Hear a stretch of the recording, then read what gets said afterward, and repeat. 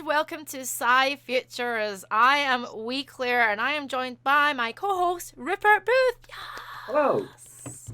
It's the lovely Rupert Booth. Now, Sci-Futures, what's Sci-Futures about? Sci-Futures is the show that explores what it would be like to live in different various sci-fi worlds taken from, specifically from sci-fi films, if you didn't know. So we're just going to introduce you to the podcast. And then we're going to talk about the film Brazil, okay, which is a very, very good film, which I only just watched last week. So I'm very, very new to the film. So tell me, Rupert, tell the good people, when did this little kernel of an idea come into play? When was it? Well, for us to do the podcast. Yes. Well, it was when we were chatting, wasn't it? We found very, very quickly, first chatting, found very, very quickly we were both hugely into science fiction. Have a lot of crossovers, things like Star Trek, obviously, Yes. but a lot of differences as well. So thought it would be fun to kind of explore that. Absolutely. And it's particularly interesting to me for Brazil because Brazil's a film I saw a long time ago, and you've come to it completely new last week. So that should be, that should be quite interesting, I think. Yes, it's what a film that I've always the image I've always remembered is the image of the stretchy face. Yeah. And that's the image that always really kind of, when I thought about watching Brazil in the past, I was like, oh, that film looks really good. And I like Terry Gilliam as well. He's hugely, hugely talented. I love 12 Monkeys. I love his films. But I don't know why I just never ever came to it, because I find his films somewhat difficult to watch. Sometimes, there's a lot there. He always packs a lot in. They demand effort from you. Yes. Yeah, they demand you to stand up and pay attention. You can't Absolutely. be on your phone. You can't be on your phone while you watch his No, films. no, there's so many nuances and details, which I love. I think that's tremendous filmmaking. Like you say, I agree. He's one of my favorite directors. And has been. I think the first film of his I saw was Brazil. Or knowingly, anyway. I might have seen Jabberwocky beforehand. But it's been fun watching it again. Actually, it's one of those films I find very rewarding. You can watch it again and again and again and find new stuff in it. That's what I'm thinking, because when I was going back to do my research, so I watched the film first and then went back to do some research about it. I was thinking, oh, I didn't pick up on that, or oh, I did pick up on that. And I think it'd be interesting to watch it again in a few months' time, and then and consider. We're going to be talking about this later, but consider what's happening now and what's happened in the last 20 years, and consider how I feel about that now. But Rupert, before we even get right into it. Yes. Now, I think most people that are tuning in might know who you are, and they've also seen, if they didn't know, they've also seen the Behind the Fiction podcast, which we did together. We did. Please tell these good people, who are you, Rupert? What do you do? Tell everyone what you do. I thought I was a writer, but it turns out these days I'm an actor by mistake. I appear in FMV games wearing a hat is what I do, basically. Actually, at the moment, I develop FMV, interactive media.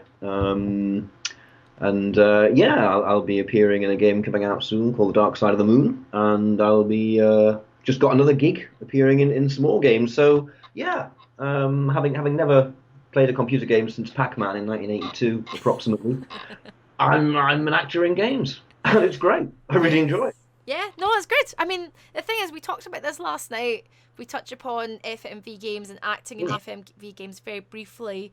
What I love about FMV games is you, as actors, well, as a player, I can watch someone go over the top, and it looks quite fun to have that hammy over the top writing, that hammy over the top acting. Why do you think people are so attracted to that right now in this time? Because it feels like a throwback almost. Because it's fun. I think because it's fun. So I think, when you said earlier, so many people, when they talk about contradiction, which was the first one I was in, say what enormous fun it was, and what fun they had, and what fun they had watching Jenks and Ryan sparring at each other and all that sort of bit. It's always worked. That kind of melodrama, basically melodrama, and played up to that kind of level. It's always entertaining. Yeah, exactly. And somebody's come into chat, Ugly Bob 80's going, it's Jenks. Do you get that a lot? Yes, it is Ugly Bob. Do you get that a lot? Of people online going, I've just found you, you're Jenks, or on the street, or... Well, in public a couple of times. Mostly it's on Twitter. People have played the game and come and find me and follow me and kind of go, "My God, you're Jenks. If I did this, would that mean anything to you?" And I go, "Yeah, it does." The funny thing is, John Guyler and I were talking about this over the last couple of weeks, and we're both amazed that 5 years later, people are still doing that and talking about contradiction and Jenks. Yeah. And we're both kind of, blimey, that's for something to have that kind of lifespan and still be a thing, is surprising Yeah. and delightful. Which is lovely. I think anyone who's creative, whether you're an artist or a writer Yeah. or an actor, for your work to live in someone's hearts and minds somehow, I think Yeah. is a very sweet, lovely thing. And I don't think that it should never be trashed. I mean, that's such a lovely Oh, no. thing. No, I feel extraordinarily lucky to have been in contradiction for a start, and everyone's been incredibly nice. Yeah, You know, exactly. The fan base is really, really lovely, and it's one of those things I think people keep coming back to, which we talked about the last time we chatted. People keep coming back to it, and then you'll have like a new waves of fans coming to you, yeah, kind of going, yeah, "Oh, absolutely, absolutely. I'm still getting sort of a trickle of followers these days from people who've just found contradiction again. So it's got something going for it. It's got, I think it was a very clever thing. It was a very well made thing. yeah, yeah, Um, it was cleverly cast, and the idea that both Tim and John had of doing that kind of style of acting. We all think of it as 60s acting from TV shows like The Avengers in the 60s because we're all fans of them. They were still being shown in the 70s when we were kids. yeah, So I know what that is. I know how to do that. I've seen Shatner. yeah." You know, that went all right, didn't it? Star Trek, that worked. So yeah, that was the way it was said to me. Okay, it's like that. And I thought, okay, yeah, yeah. Which is again, like, especially in these times where I think the world is on fire a bit and we're in the midst of the corona apocalypse. FMV games are such a nice escape, you It's know. nice to have a laugh, isn't it? Yeah, it's. I like having a Yeah, laugh. I think a I lot do. of us forget how to do that because Absolutely. everything's so serious. So, and I It think a is. lot of games as well take themselves very seriously. And I've played lots of serious games that are very good, but Mm, sometimes you just want to sit and go. I don't want to think. I just want to yeah, like just yeah, play and do a absolutely, bit of multiple choice. That's absolutely. really what I want to do. But I, yeah, go on. I, I get very worn down by dark media, dark films with gritty characters talking in voices like this all the time. Um, and games also. It's kind of like, oh, come on, there's light and shade in life, guys. Bit of it's all right, but things do get. There's a lot of really heavy stuff around. It's, Yeah, ever since sort of mid '80s, I think really that kind of actually, yeah. became dominant. And that's one of the things I like about Brazil, actually. There's an awful lot of very heavy stuff going on in that, but there's also the random surrealism and humor, and that levens it all, and that makes a thing a much more complete story for me because that's what life's like. Well, that's a good segue, and I love a segue. So, like, That was a good segue, that was wasn't a it? great segue I was because saying it. I thought, I'm keeping to the time, and I'm like, oh, that's pretty Rupert, good. Right, yeah. Rupert's professional, everybody. Segue, professional, totes profesh, ruffle lol. and So, good segue because we want to talk about Brazil. So, yeah. if you want to give a quick summary of the film, Rupert, now before we start, for those who have not seen Brazil, this will be spoiler heavy. I do apologize, but some of the conversation we're about to have will be very interesting because it's all about Mhm. could we live in that future. So we'll Mhm. explain to you as we go along, so anyone can take part. So Rupert, please explain to us what the film is about in a nutshell. In a nutshell, it's a story of the little guy against the system. Okay. It's what one man who lives in a world that is dominated by and paralyzed by bureaucracy, and small-mindedness and dirt. It's a dirty, gritty, grimy world, quite Blade Runner-y in some ways in look. And yeah, it's the story of how his life goes completely off the rails and he falls in love. Okay, so that's it in a nutshell, but a lot of craziness happens in between A all lot that. of craziness happens. It's Yeah, a very long film. It's like, how it long is is. it? Like 2.5, almost 3 hours Oh, long. yeah, something like that. And like I think nowadays, like unless it's the bloody Avengers or something, when you see a film that's that long, you're like, oh my god! Like I almost have to remind myself that yes, I can watch a long film. I can do Yeah. it. I can do this. Now when we were thinking about doing this little pod together, I sent through a list of sci-fi films that I liked, and you sent through a list of Mhm. sci-fi films that you liked, and there were some crossovers, but I Mhm. could see the flavor was quite different because I love Yeah. Predator and Terminator, and I like all of those schlocky. I like them as well. But Brazil, I thought was interesting. Why did Mm. you choose Brazil? Why is that on your top sci-fi films list? Brazil is on my top films list in general. I always err towards stories that attack bureaucracy and the order of things, and like The Prisoner, for example. I'm a huge fan of The Prisoner. Mhm. I think Brazil's in the same sort of mold as that, as 1984, Mhm. as Kafka.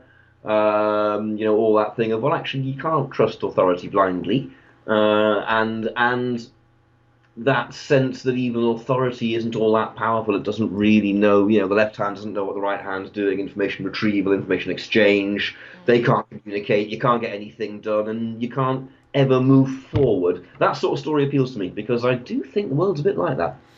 Were you always like that when you were younger? Is that your way of think? Like when you were a teenager, were you Yeah, aware of that? Like and how what absolutely. brought you to that? You know.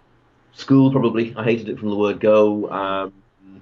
Yeah, never really fitted in very well to those structures. I don't like being told what to do too much. Same, same, Unless it's by someone who I trust. If it's a director on set, of course I want to be told what. same. Yeah, yeah, yeah, same. It's a faceless figure saying you must do this. Well, why must I do this? Explain to me why. Engage with me, and fine, maybe I'll do it. But you don't get that. You get no, no, you must do this. And I'm like, well, I'm exactly the same. I'm wondering, guys, if you want to take part in the chat, we'll read out the chat as well. Tell us if you feel the same.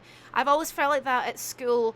mm, I have anxiety dreams sometimes that I'm back at school, but I'm this age, and I feel mhm, very trapped. And mm, I'm in my mm, school uniform, but everyone's 14, and I'm like this age, uh-huh. and it feels horrible. And I wake up going, "Oh my god, it's okay, it's okay, it's okay." And that's Yeah. how I felt at Well, school. I yeah, think. yeah, yeah, absolutely. I think a lot of people do. A lot of people don't fit into the established structures, but there's no provision made. Um, yeah, and then, as one gets older, one encounters more and more bureaucracy and form filling and all that sort of thing. And, I'm a writer and I like clear English. And it does seem to me that a lot of this stuff is written to be particularly difficult to understand. If I'm struggling with a form, or a piece of documentation or something like that. Imagine, someone who isn't as good with English is doing. I don't think that's fair. I don't think that should be done. No, I think the system, I think in a lot of ways, the system is set up, which we're going to talk about as we get into it the next sort of 15, 20 minutes. Like the system is set up for um, the average Joe, for someone who is not, it doesn't, it's not about intelligence, it's just about where you are standing in life and class and Mm, things. mm, I think the system's set up for certain people to fail and certain people to win. And absolutely. I felt that in school. It's funny you touch upon school because Mm, when I was at school, I didn't look like all of the other girls because I was mm, mixed. And I mm, also didn't have the same interests. I went to an all girls school, so my right. interests were considered, not now, but they're considered more male. Like, I liked things that were, I liked wrestling, I Yeah, yeah, liked, playing guitar, I like rock yeah. music. And Uh-huh. so I felt like, I don't know why I'm being told to be like this when this Mm, is how I feel. And mm, thankfully, you grow up and you meet people that are just like you. absolutely. Absolutely. But it's funny that you're kind of told to conform at this very young age. Yes. It's very strange. And as soon as you think about that, you think, I wonder why. Yeah, Um, yeah. because it's clearly not necessarily a good thing developmentally. And I think this goes on through life. It seems to me, you are programmed from a fairly early age to be a good boy or girl, and sometimes that sticks all the way through life, and people don't deviate from the paths, and that interests me, particularly in terms of storytelling. I think we should sort of stand up and point at that and go, hang on a minute, that's not right, is it? Shouldn't people be encouraged to be who and what they are, provided that's not a psychopath or a murderer? Yeah, That yeah, that's exactly. that's not a good thing.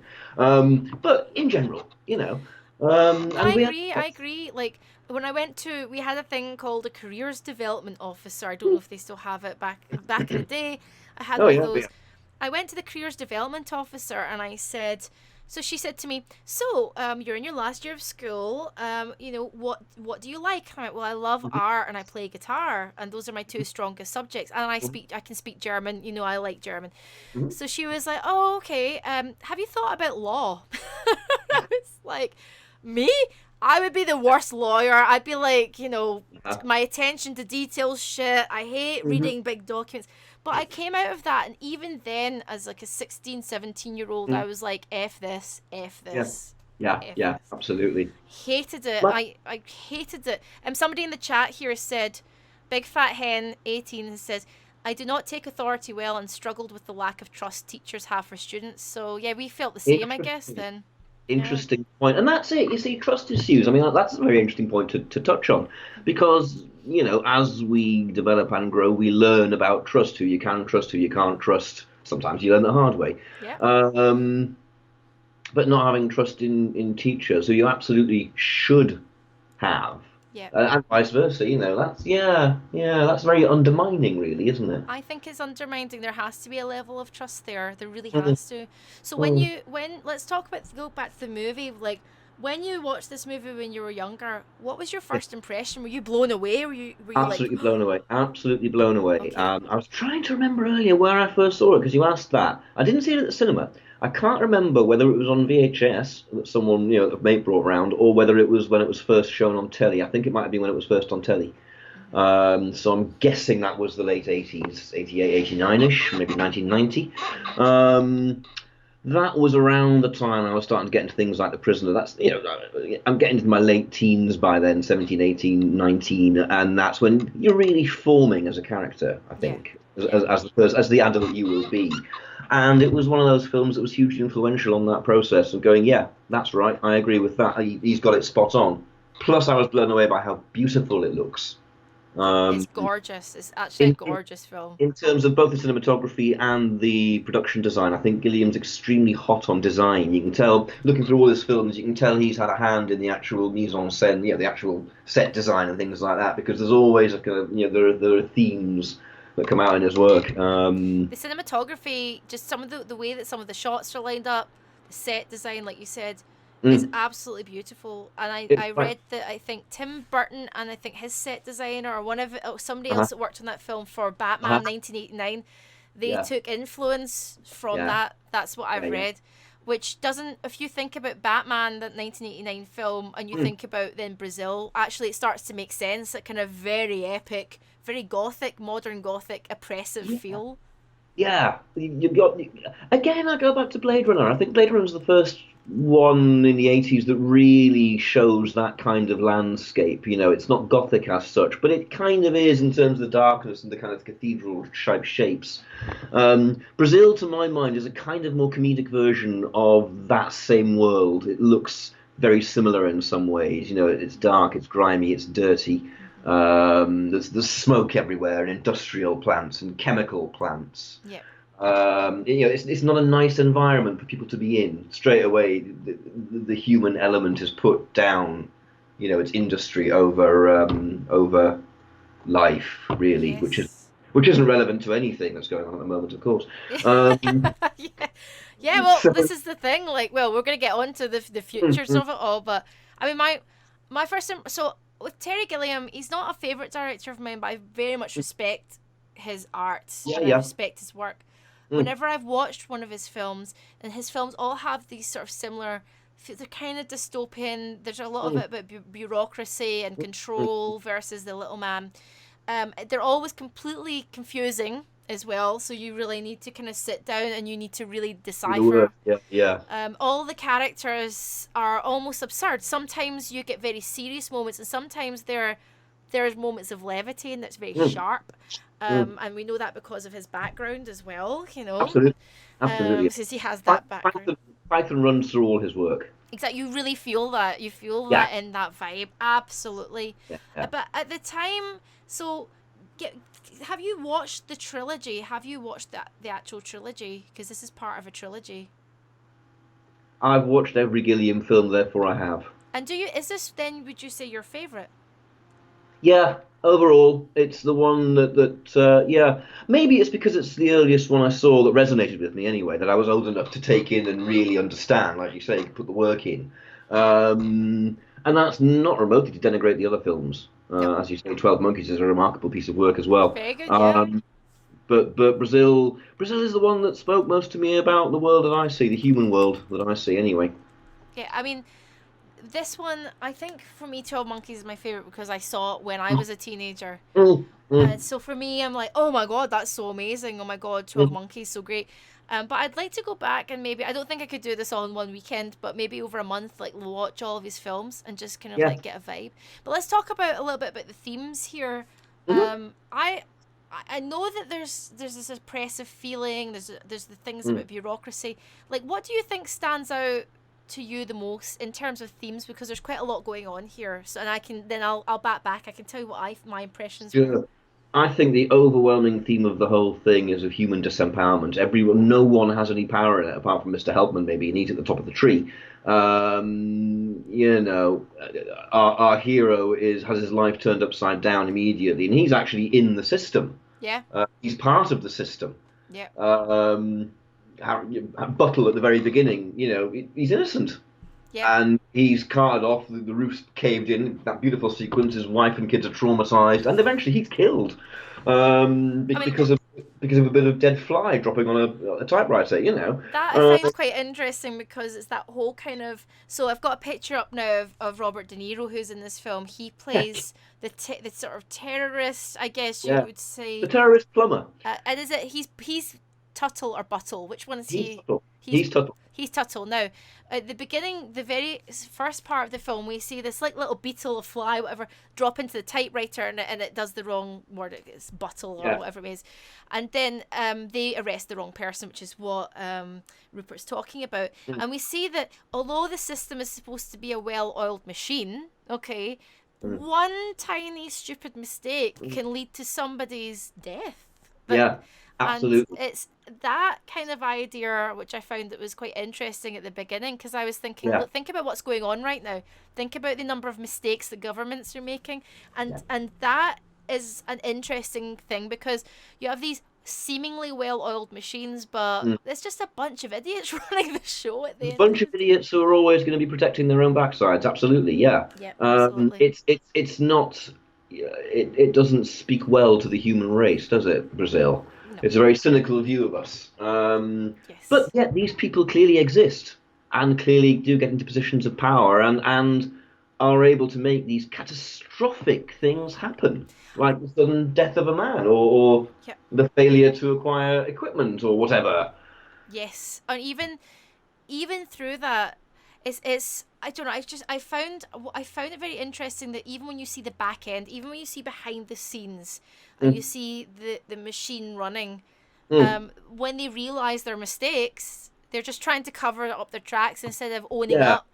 Yeah, And oh, thank God it was the other department. It's not our problem. Great, fine. Never mind what happened to the guy. It's kind of like, all right, it wasn't us. it wasn't us. Oh good, oh good, oh good, oh good, oh good. Yeah, oh, good, good, good, good, good. Yeah, it's kind And of like, what does that remind you of? Every single thing you see in the news, right? So you kind well, of yes. you read things, that aren't maybe necessarily reported about sometimes, but we see what's happening right now Yeah. with PPE being in Mhm, a shortage and things like that, mhm. and the government making gaffes here, left, right, and centre. Yeah, And at the end of the day, everyone's just passing the buck. Go, well, it wasn't us because yeah. wasn't us because, and that's exactly what happens in Brazil. Hmm. Exactly. You see them Uh-huh. passing the buck and just Yep, hoping that it doesn't come to them. yep. So that idea of bureaucracy, I mean, would you say, is there ever a time, Rupert, when bureaucracy does work? Yes, it just needs to be kept simple. I mean, it's necessary. A certain amount of bureaucracy, I'm absolutely sure, is necessary. Yeah. Um, it's just when it kind of comes ritualistic, almost a religion in itself, it's when the bureaucracy needs to be served rather than serving its purpose. Yes, absolutely. Yeah. And I So, think an absolute over reliance on an over, bureaucracy is over wrong. reliance and a kind of deference to it. It's an inanimate. It's a function. Yeah. You know, Yeah. the procedure must be observed. It's almost like taking a sacrament. Um, Yeah, absolutely, absolutely. And let's talk about the oppressive setting. Well, before I talk about Mm. that, actually, frankly, my dear says my Terry Gilliam 3 is Time Bandits. What a great film! Time Oh, Time Bandits Bandits. is beautiful. Time Bandits is my second favorite. What a great film. And again, when I watched that when I was younger, I was like, this is odd. I like it, but it was odd. Yeah, it's So beautiful. Time Bandits Brazil, and then The Adventures of Baron Munchausen. Yes, Baron Munchausen, Much, yes. much underrated. I think Gilliam doesn't even rate it himself. I really like that as well. There's Yes. loads of nice stuff in Munchausen. Oh my god! And then, frankly, my dear says Terry owes a lot, to Brazil, to his co-writers on Brazil, Of McEwen course, and Tom Stoppard. McEwen was the guy who Sam fought for the table in the adjourning office. Yes, frankly, absolutely. absolutely, absolutely agreed. Absolutely, yeah. What I really like about there's certain ideas in Brazil. We see Sam Lowry, the character Sam, Mm. I think played by Jonathan Price. Jonathan Right. Bryce being magnificent as ever. He was absolutely great. I've got a picture on screen right now of Sam's character. He imagines himself in a daydream on and off as Yeah, this heroic winged creature, this sort yeah. of hero, with this The hair all flying back, and with the yeah, hair. He's kind of got this muscular suit on, yeah, and yeah, yeah. he's there, Built up. and he it looks at, and it's beautiful. It's Mm. actually beautiful, and It is. he is trying to free or trying to find or save this young blonde lady, who we later find out is Jill. Is that correct? That's right. Yeah. So Jill, who is trying to find out what happened to the Tuttle Buttle thing, and she's kind of very much within the story. She's But their upstairs neighbour. She's the neighbour of Buttle who gets taken away at the beginning by mistake, and she witnesses it all. yes. Oh, hello, Lemmy. How are you doing? Lemmy, everyone please say hello to Lemmy. Can we have a shout out for Lemmy, Hey. please? Hi, Lemmy. How are you doing? We're talking about Brazil. I really feel like I love the way that Terry Gilliam has this idea of this oppressive setting. So you see Mm. this very oppressive setting. Kind of Hmm. reminds me of films like Dark City and stuff. Yeah, Have yeah, kind of yeah, yeah, yeah, yeah. later So, on in the 90s have sort of taken this vibe, this yeah. really oppressive setting, and then you've got this really open, heroic, kind of dreamlike sequence.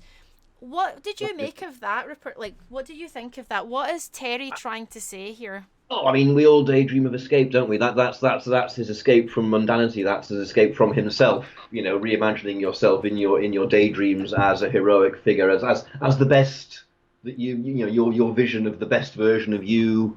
And in his case, it's that very old-fashioned thing of swooping in to grab the woman who's floating in the sky in diaphanous stuff. Impressively.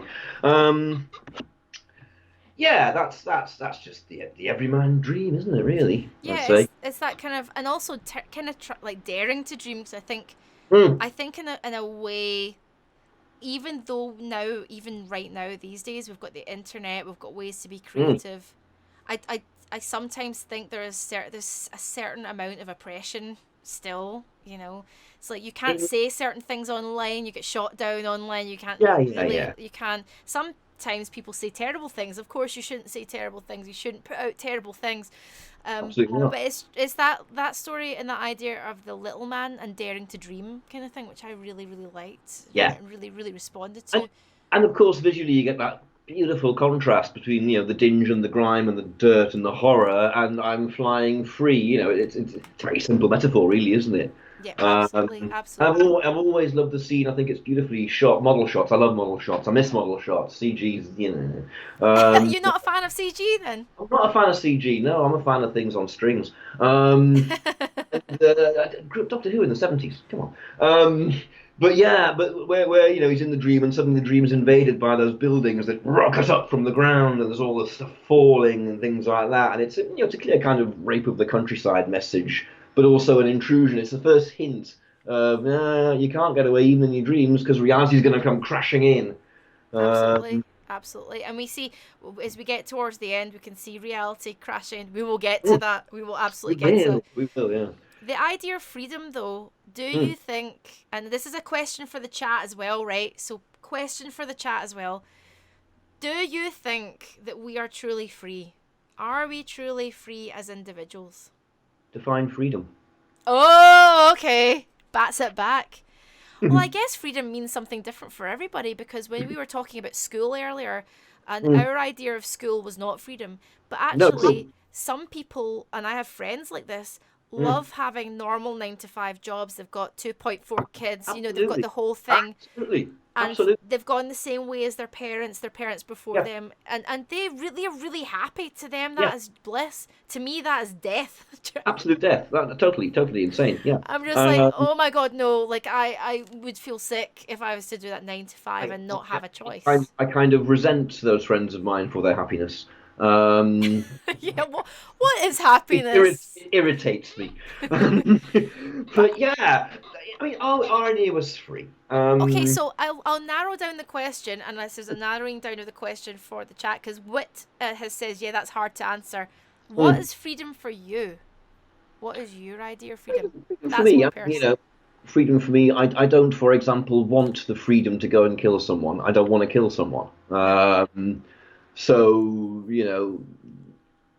therefore, I don't put total freedom on myself, if you like. But freedom of action, freedom of thought, freedom Yeah. of speech. I suppose they're the three main bastions, aren't they? Yeah, absolutely. And I think if you feel like you can be free in those Mm, respects, mm, then fine. I mean, a few people here have said, like Greg, one of my mods, lovely mm. Greg, has said, there's always something we're beholden to. Would you agree with that? There's always something. Of course. I Yes. would agree with that. Yeah, absolutely, 100%, Greg. If Frankly, nothing my else, age. yeah, actually, if We're all nothing beholden to death. else. Like you can be as free as you want, be running around the Highlands like butt naked if you want, but you will die at some point. Like Yeah, that yeah, arse is gonna sag at some point. That arse yeah, will that's sag at true. some Yeah. point. Quite like the idea of going running around the Highlands butt naked. Oh, maybe oh, we're on lockdown. So yeah, like I think they were always beholden to something, and Yeah.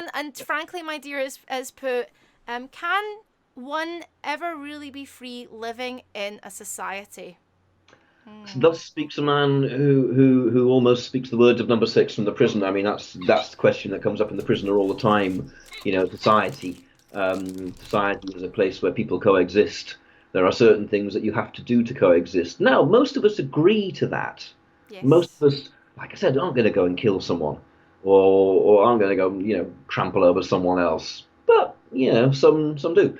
Um, I mean, it's hard. Like I think, oh well, Ellie said before I go on, Ellie 64, another one of my lovely mods. We mhm, aren't totally free, in my opinion. I don't think it's even possible. I think there's something. I think there's something to that, definitely, Ellie. I think we just have to work within the parameters of what yeah, our brain and how and what we feel like. For example, I said earlier, sometimes some people love the 9 to 5, and that for them gives them joy. For me, joy is waking up and deciding I'm gonna bugger off work and just go for a walk, and that's okay, and I'll yeah. come back to it, and that's I feel free in that. Absolutely, So absolutely. And it you is make up what it time is. later, yeah, absolutely. The number of times I'll, not do a thing in the morning, but put the work in 8 o'clock at night because I can. Exactly, Because just but then we've got bills to absolutely, pay yeah. and we've got so there's always something. Mm, We've got Paddy Diddy Do That says I was reading a paper that showed the part of your brain that activates your decision comes before you consciously think about it. So maybe we aren't as free as we think. Oh, that's interesting. Oh, and Nate says, I think freedom is designed by choice. Having the freedom to choose where you live, where you work, who you love, who your friends are, even mm, who our enemies are. But there are mm. always rules you will have to follow in life. Yep. So what I guess freedom is very, very personal. It's a I very, think I very think the only personal way thing. to be free in all of these terms would basically be just go and live outside society. Yeah. Like but On the Highlands, but naked. yeah. Uh, Butt naked in a little croft in the Highlands. but Like even like you are beholden to your requirements. Need to eat, drink, shelter. exactly, Um, exactly. You're beholden to something. But I'm yeah. okay with that. Like, I must say that during the lockdown, the biggest thing for me that has been the worst thing is the fact I have no routine, even though I had Mm, a very loose routine that was my mm, routine. mm. S- Absolutely. Yeah. So Yeah. it feels, and I was like, oh no, I need a routine. Oh no. Like, Yeah. I need something. I need some sort of Yeah. structure, which surprised me because I hate structure, but I need But it's something. self-imposed structure. That's all right. That's different. Yeah, exactly, That's you exactly. telling you what to do, not someone else. And so another question I wanted to ask you about the themes, because we have the themes running through Brazil, Mhm. that individuality versus conformity. Yeah. And this is a question I'm going to ask you, and a question I'm going to ask the chat here as Hmm. well. So anyone who wants to comment, um, would you consider yourself a complete individual, or have there ever been times in life where you've considered conforming, so to speak? No, I'd consider myself a complete individual. The idea of conforming, when I was in my 20s, you're supposed to kind of get into things like fashion in your 20s because you're trying to attract the opposite sex. I just couldn't be bothered to get into fashion. Yeah. I'd never buy anything with a name brand, kind of on principle. Um, no, I hope I'm an individual anyway. I certainly try to be. Mm-hmm. I am myself. What would you consider conformity to you? Like somebody who Not conforms? thinking, not challenging. It's not a case of doing the 9 to 5, for example, because that's the person's choice to do that, if it is indeed their choice. I think when you don't question authority, when you don't question everything really, including yourself, including your own decisions, I think that's conformity to me. Okay, so not questioning. What about you Not guys? questioning. Yeah. Guys in the chat, what do you think? Nate has just asked me a question. Nate in the chat says, "You said you hate structure, but you're a control freak." Yes, I'm very much an oxymoron. I'm a control freak when it comes to work. It's like I want to, because I want to decide what things look like. I want to decide what things sound like. I like to decide. I'm a real control You're freak. just a quicksand riddle in a hall of mirrors, aren't you? That's a good point, Nate. I think we're all kind of Very good riddles. I point. think we're all weird. We've all, I consider some of my most creative friends people who have gone to have 3 kids and then they've just Mhm. gone to 9 to 5 jobs. But they, in their youth, were doing all sorts of amazing things, but now they're doing. So I don't know. There's like a half and half then. Yeah. Cactus Snacks says, butt naked Highlander seems like a golden opportunity for a franchise. Yes. Yes. Yes. And that's why you're part of the Wee Squad, Cactus Snacks.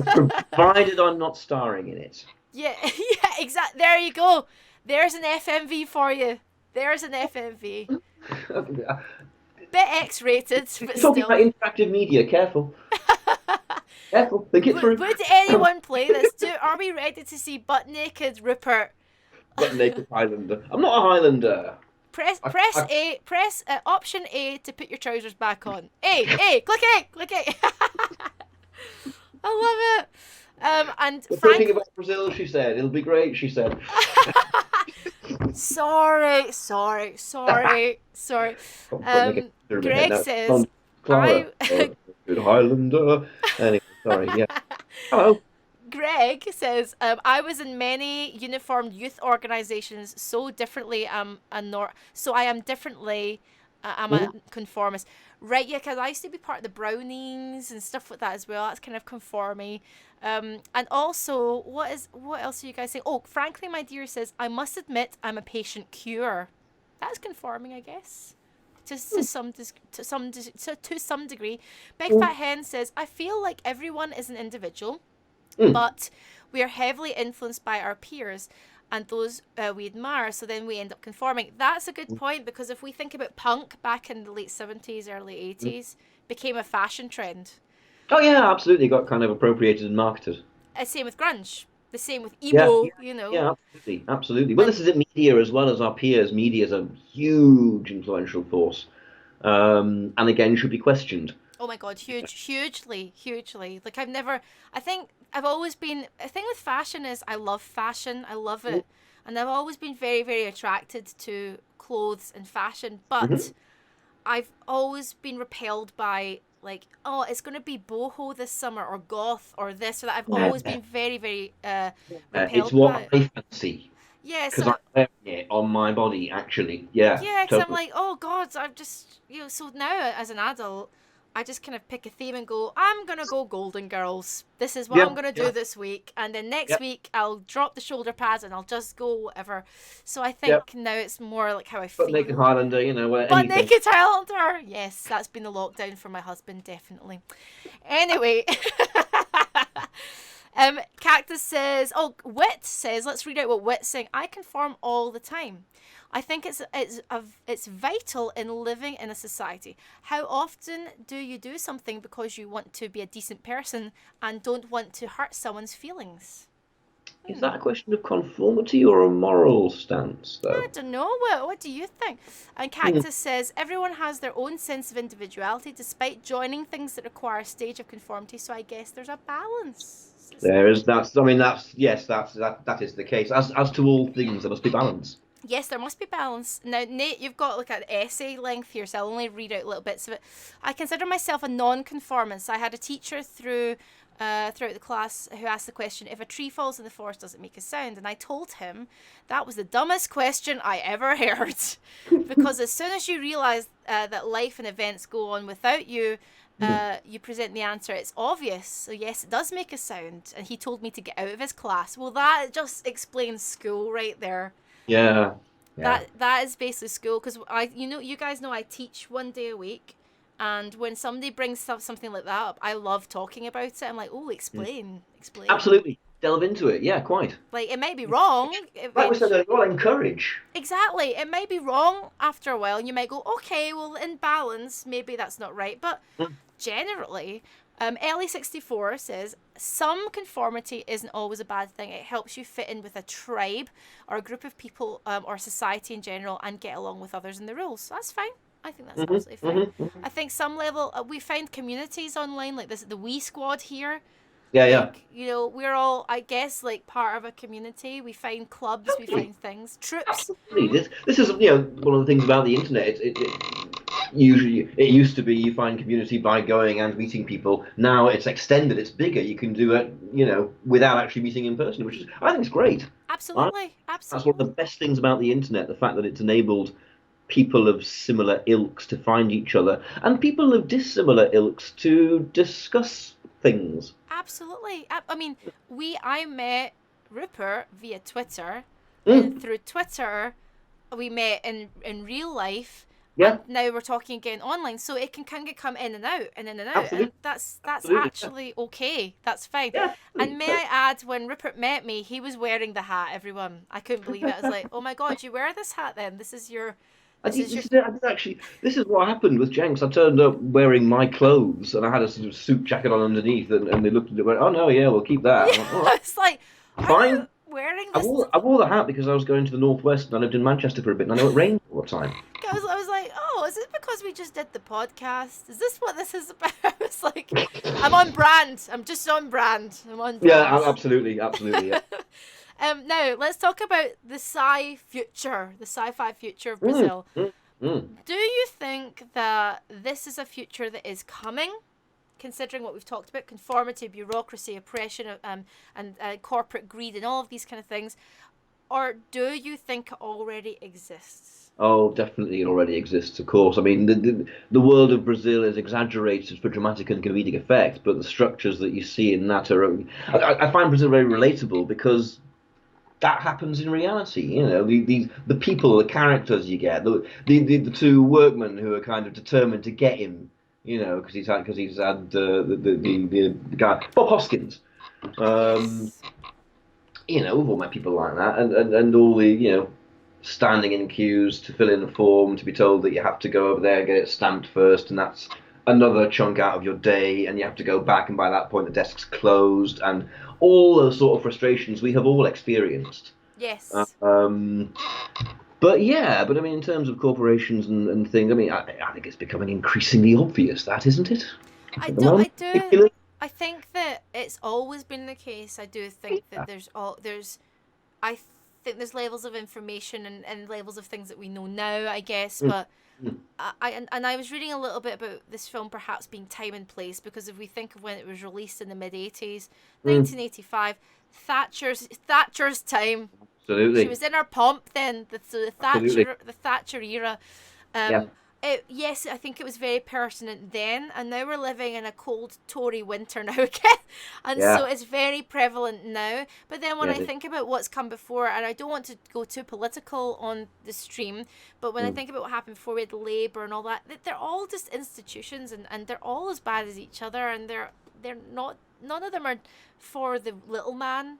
None of Yeah. them are really for the wee man, because none of them have lived the shoe, have walked the walk of the little person, and so. And also, I think so many of the structures, as you see in Brazil, are overcomplicated to the point of being broken, that just don't work anymore.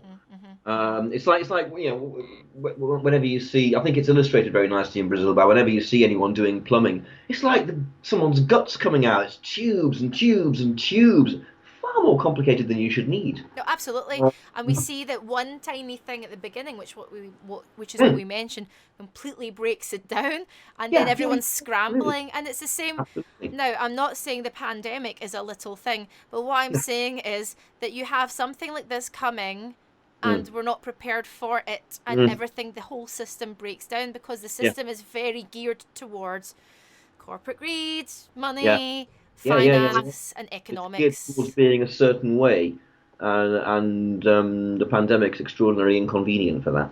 Very inconvenient, and you can see it. I think America are even more obvious about it because Trump is just saying, let's get back to work, we need to get the economy moving. Yeah, It's like those lives don't matter, no, they're absolutely. just little Uh, flies on the The, the rampant callousness that has been on display from the American government and the British government absolutely stuns me. And I'm pretty cynical already yes, same. about governments. But of late, I am just shaking my head and going, what the fuck? No, it's Yeah. actually blatant. But then we have a lot of misinformation as well that is going out there. A lot of people, throwing things out there to confuse us and things. Mm, So mm, it's madness. And you think about this, which has been written and was made back in the mid 80s. mm. It's saying something that I think it will last for generations. Malula is here, my lovely good friend Malula. And Malula, I have to say, Rupert shares the same love of films and comedy and things as you do. Seriously, like Malula is We've great. spoken on Twitter. Yes, hello. Yes, there's my and when this is all over, we need to all go for a drink together. Oh, God. So A drink with people in a pub. actually seeing people. Wow. Malula says, Talk of the old times, woman. talk of the old times when we were in lockdown. What is this you say? Well, we're all in our bubble boy suits, trying to like open the little hatch to drink our pints. Yeah, yeah. Malula says, do you think humans, as pattern finding beings, actively seek out institutions and tribes to create order and repetition in their lives? They seek out the known to avoid the unknown. Ah. Absolutely, absolutely, absolutely.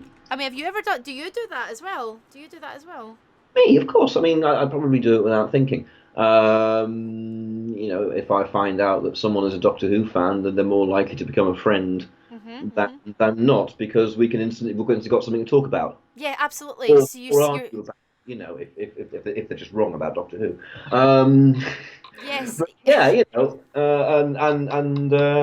oh yeah, we totally do that. We totally do that. I think we do. I think it's like very, very subconscious. Like we're looking for things Hmm.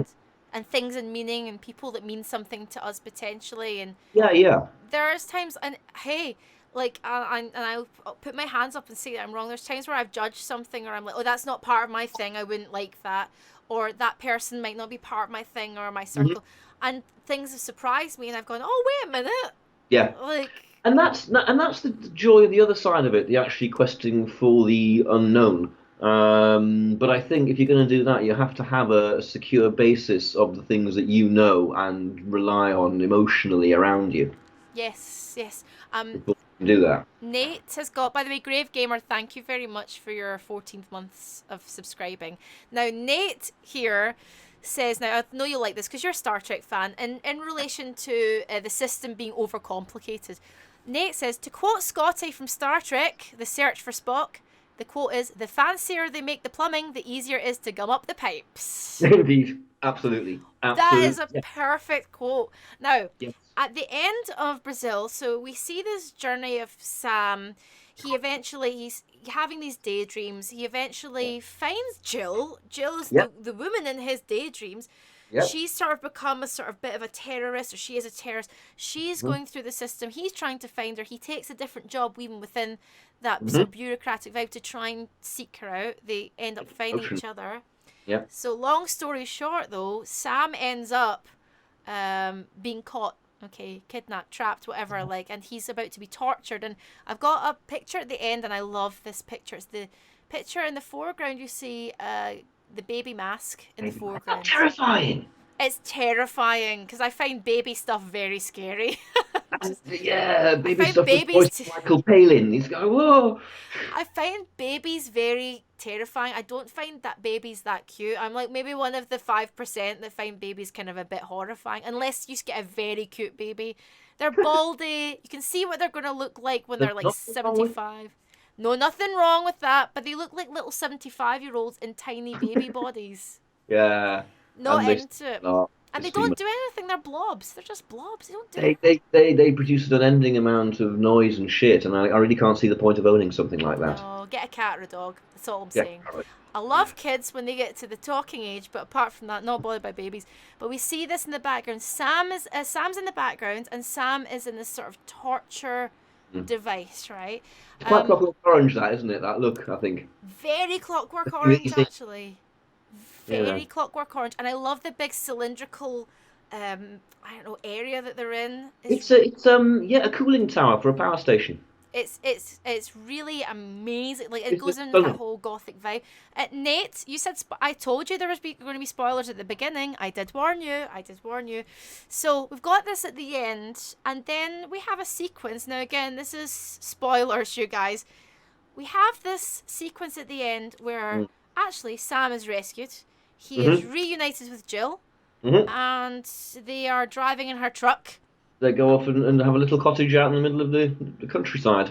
And it's lovely, and I thought, okay, that's a bit of a strange ending for this film. I was like, I know that there was a happy ending that the studio did want, and I think hmm that got made, but hmm then all of a sudden you realise that he's not left the sort of area at all, and he Yeah. never got rescued, Yeah. and that he's either been lobotomized or he's completely broken down. He's completely I think it's the latter because they say he's got away from us. It's not something they've done to him. He, right. kind of like, oh shit, we can't touch him now because he's in here. And he's sort of humming the Brazil theme Mm. to Mm. himself. And he has a And smile on his face. He has that sort of dopey, broken kind of. so he's in his kind of happy sort of place, Yeah. I guess. So he's found happiness. It's just not. It's It's a not. it's a beautifully ambivalent ending. Is he free or not? It comes back to that initial question. What is freedom? So in his mind, he's living with Jill, who, another spoiler by this point has been established has been killed. Um, but no, in his mind, he's got the idyllic. It's what we were saying before. Go and live completely outside the system, Yeah. up in the Highlands, something. I imagine they have clothes on. Um, yeah, but yeah, so what is reality? That is reality for him. Reality for us is that he sat in that chair in the concrete room, gone. Yeah. I mean, this is the Which thing. which one's most important? Well, this is a question for the chat, and then I'll ask you this question. So anybody here, so I've just told you the ending, and for those who've seen it, you know the ending. Do you think this is happiness? It's like the whole Matrix, blue pill, red pill, right? Like, which one Hmm. would you take? So, are you satisfied that the fact that he might be living in a happy existence in his mind, but actually it's not happy at all? Or do you think this is a horrible ending? So, what about you?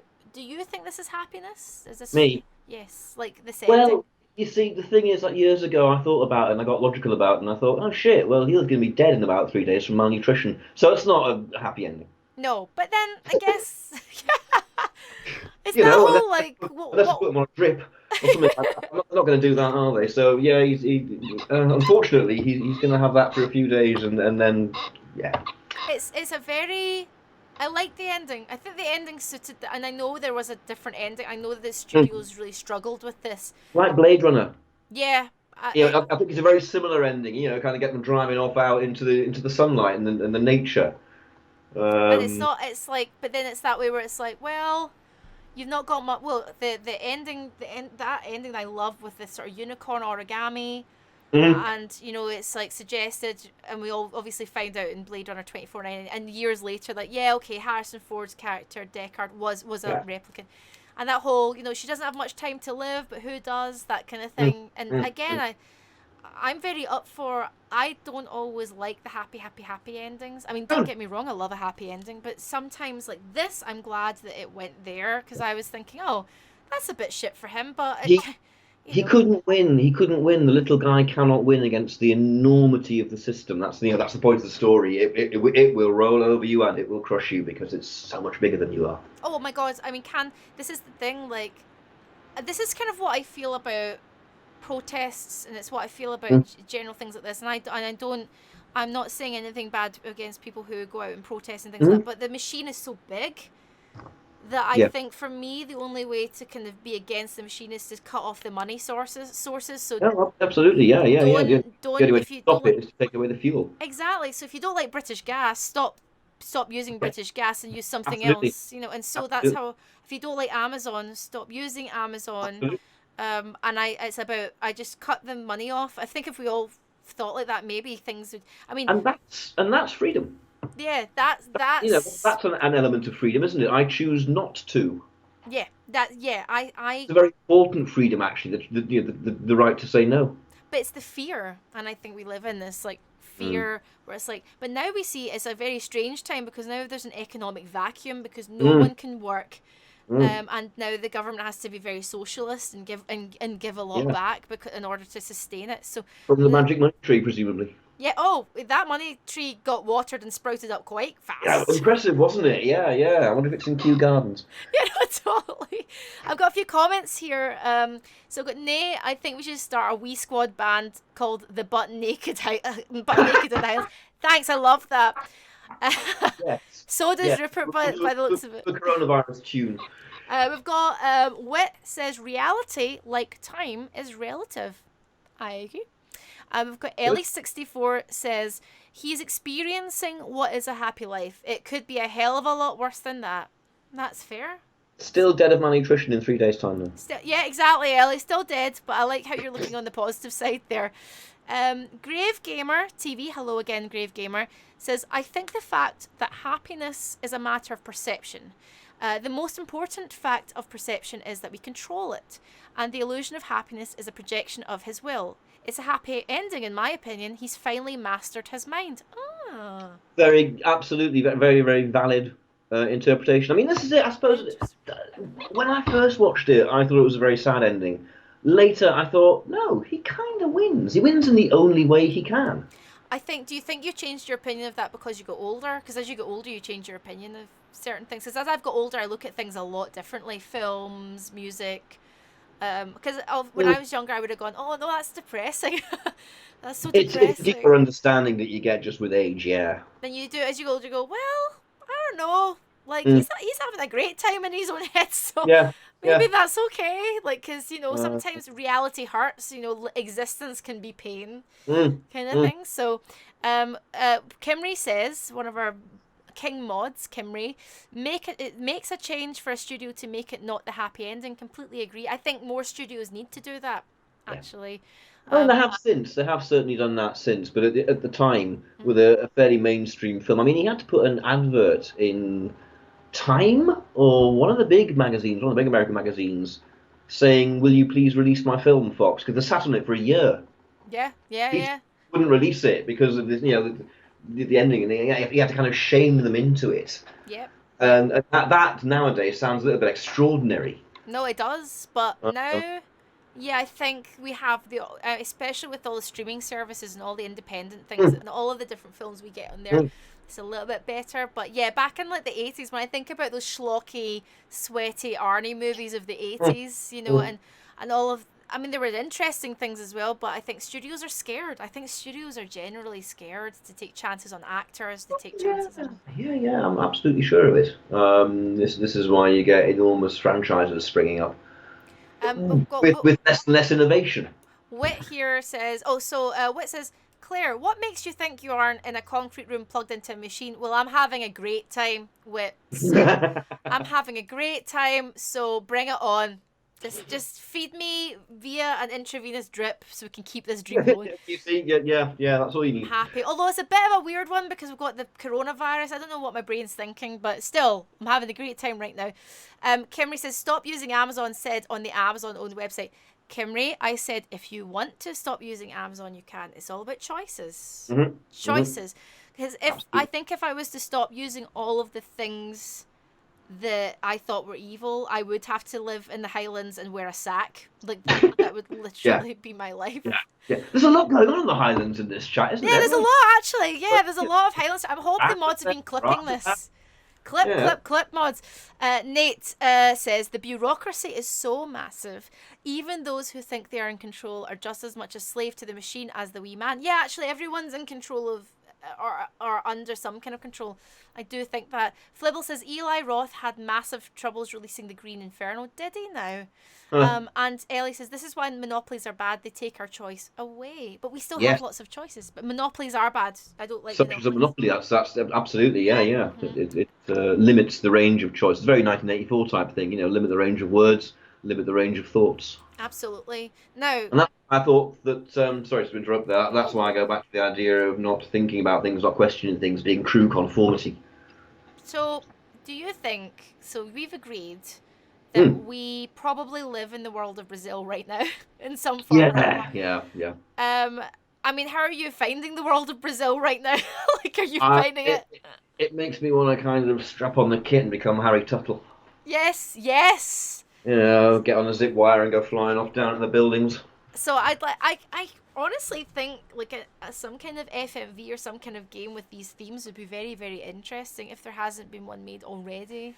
Like, Well, yeah. I can't really say much about that because one of the projects that talked about, and we're not saying a thing. All I'm saying is, wouldn't it be interesting? That's all I'm saying. That's all I'm saying. I'd love to make an FMV of The Prisoner. Oh, we had a few Prisoner fans in here when you mentioned that earlier.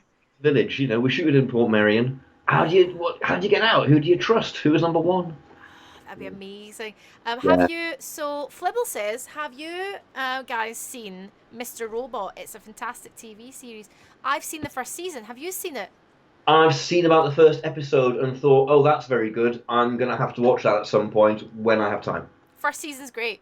So I haven't yet because it was one of those things I thought, yeah, that's really good. Therefore, I'm going to have to spend time on it. And there's so much stuff to watch. I know. Tell me about it. Serious. I'm trying to get through Westworld now. Like, get through that. That's very good as well. First season's good. Could take or leave the rest. We've got... The film was great back in the 70s. Cactus says, the studios only want things that they know will make them money, hence franchises and reboots. Butt Naked Highlander just got turned down by MGM, so I'm looking at making a Prime Video exclusive. Hey, I'm into it. Like, Ripper, we should get together and do this, right? The Butt Naked Highlander. We'll cast someone as the Butt Naked Highlander, and it'll be a great FMV game. Great. I'll direct it. You can write it. I'll be a co-star, but I'll be fully clothed Englishman. Fully clothed Englishman and Butt Naked Highlander. Oh my god! Together they fight crime. It could be like the new Highlander you never knew that you needed again. Like, yes, seriously. It could. Seriously, yeah. We'll cast an actual Scotsman or Scots person this time. Absolutely. Definitely. Gregor. Definitely. Definitely get like an actual Scots person. Wayward Son 76 says, I like Prisoner Lizzie Birdsworth was my favourite. Says Which one was your favourite? Lizzie Birdsworth. I think we're talking about a different prisoner. Different prisoner, Waywards. Kimry says, I think that's Prisoner Cell Block H, perhaps. My husband loved Prisoner Cell Block H. Kimry says, I was going to ask Rupert if he'd seen the TV show Person of Interest. Have you seen Person of Interest? I have not. Oh, Kimry, would you recommend it? Now, guys, next week, we're going to keep talking to you, but next week on this little show, Sci-Futures, which we're doing, and we're only doing it for a limited amount of time. If you guys like it, we might do more. We're only going to do 2 or 3. 3, actually, at most. 3, yes, we've got 3 planned, haven't we? We've got 3 planned. So next week, we're going to be talking about War of the Worlds, the original. I felt that deserved a pose. Yeah. I've done it. I'm up. I didn't mind. I don't know why I was like finger pointing. I don't know why that felt like a comfortable pose. That really felt like quite a comfortable pose for me. I'm not sure what it says about me. Like full Scottish mum activated. Let's just hold our War of the Worlds poses for a bit. Okay, ready? Set. We have the choice. So I'll intro it. Next week we are going to be watching War of the Worlds. And scene. This is quality content, this, isn't it? I tell you what. We're really good at this, you guys. We're like really professional. We're really, Oh, really good at yeah, this. yeah. So we've got our poses down and everything. We've got poses. Maybe next week we'll have like a new pose and everything. Oh, you'll have to think of a pose for the We'll have next to one. think Yeah, of a good. post for next week. I love original War of the Worlds is great. Don't want to talk too much about it right now, but that original one's great. That was another one. Brazil was chosen by Rupert. Also Mm. War of the Worlds, and then we both agreed on Alien, which will be the third one. Yeah. Oh, yes, yes. I've got some sounds programmed in here. They're all like alien sounds, like "Get away from Ooh, her, you bitch!" All of that kind of stuff. nice, nice. I don't want I don't want to play them right now. We're having I'll a try and get some more of the world sounds together for next week then. oh yes, we should try and do that. I'll try and get some sounds. Um, Maybe I've got some cardboard because a cardboard box came. Maybe I'll try and build a Martian war machine. oh In my god, Project Lockdown Project. Project Lockdown. Yeah, yeah. Rupert, tell us Hello. where we can find you. Where can we find you on Twitter? On Twitter. Yes, you can find me on Twitter as Rupert Booth. It's very simple. You can't miss me. It's the same face. Same face, honestly. I Like use the same face across the board. Basically, I find it's the one that works best for me. it's very on brand. It's very on brand. That It face, is, that it is, yeah. name. Yeah. The face and the name says it all. I am WeClaire on Twitter. I am WeClaire here on Instagram. I'm barely Instagramming at the moment because no one needs to see a grown woman in her pajamas right now. So there's no point of me posting anything apart from maybe the odd video of a duck on a walk that I saw. That's my life right now. Not a butt naked Highlander then. Not a butt naked Highlander. No butts on my Instagram. No butts. It's butt free. Guys, we will see you next week. We're going to stay on the line. I'm just going to do the outro. But, guys, we will see you next week. This has been Sci-Futures. We will be talking about War of the Worlds next week. We will see you again soon. Thank you very much. Bye. I love the input.